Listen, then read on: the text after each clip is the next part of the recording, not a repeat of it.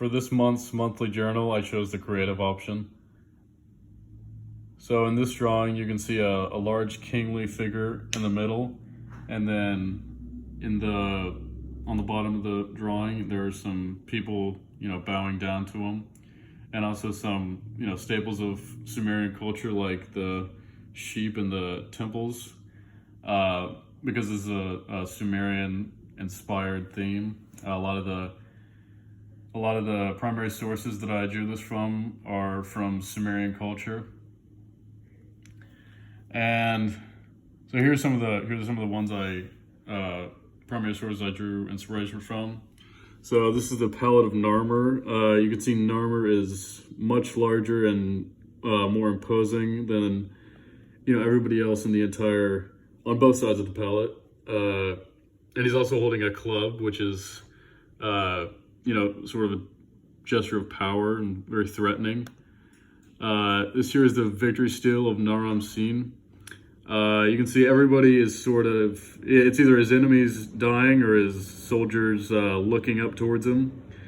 And then you can see him, very kingly look, with weapons in hand, and obviously far bigger than everybody else and much higher in the depiction itself.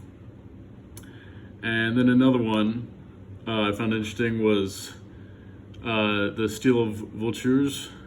So you can see the king figure here. I mean, of course, you can only see part of him because it's fragmented, but he's much bigger. He has a servant behind him here who's about half his size, and some smaller people over here.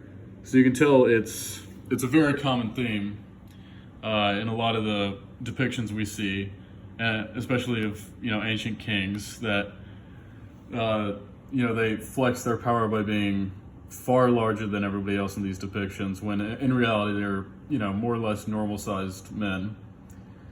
So I thought that was quite interesting, and I thought it could also be tied into the modern day and just learning from our mistakes, and not glorifying kings now like was done in the past, because when somebody has that much power, it usually doesn't work out too well.